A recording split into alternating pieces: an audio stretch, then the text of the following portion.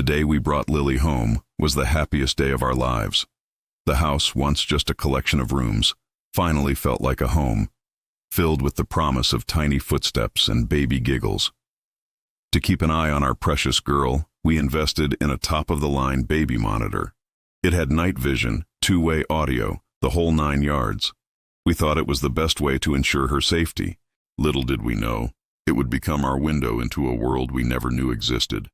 It started subtly, a faint crackle of static, a whisper so soft you'd dismiss it as the wind or the house settling. I'd be downstairs making a bottle, and a soft sighing sound would come through the receiver. I'd ask my husband, Mark, if he'd said something from the top of the stairs. He never had. We'd laugh it off, blaming our sleep-deprived brains. First-time parent jitters, we called it. But the jitters soon turned to a creeping dread. One night, Lily started crying.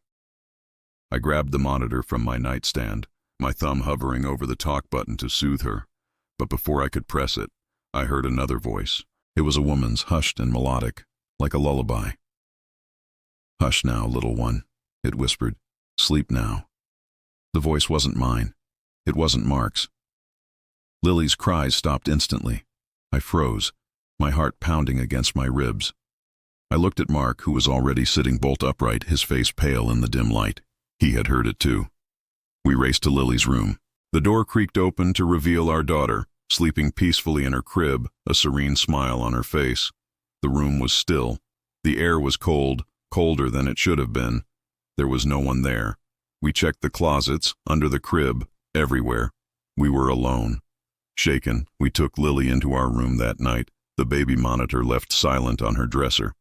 The next day, we tried to rationalize it. Maybe it picked up a signal from a neighbor's monitor, Mark suggested, though his voice lacked conviction.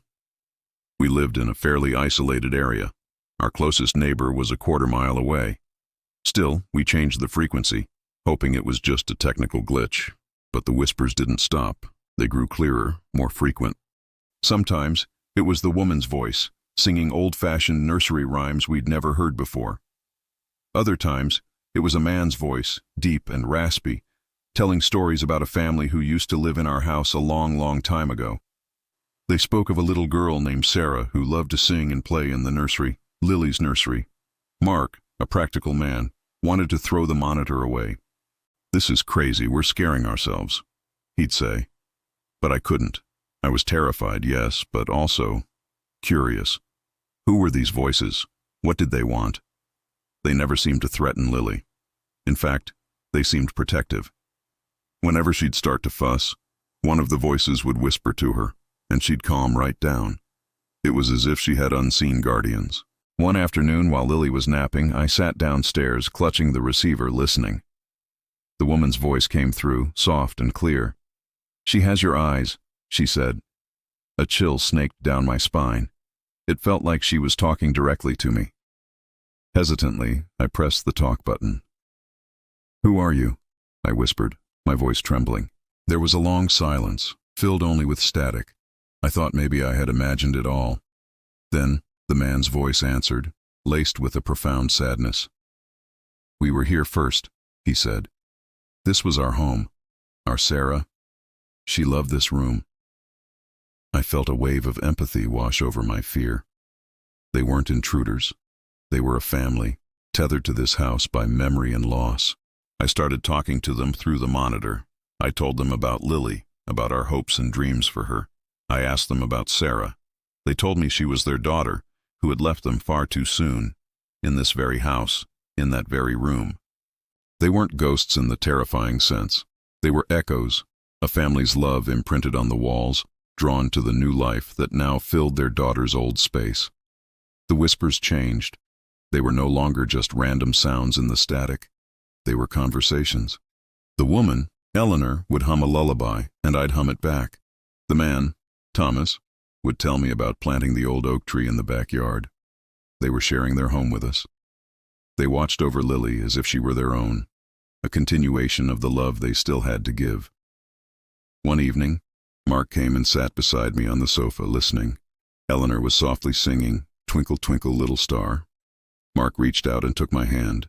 "They love her," he said quietly. a tear rolling down his cheek. He finally understood. We weren't being haunted, we were being joined. We never got rid of the monitor. It became our strange, supernatural connection to the family that came before us. Sometimes when the house is quiet, I'll turn it on, even when Lily is playing right beside me, and I'll listen. I'll hear Eleanor humming, or Thomas talking about the weather. They're a part of our family now, the unseen members of our home.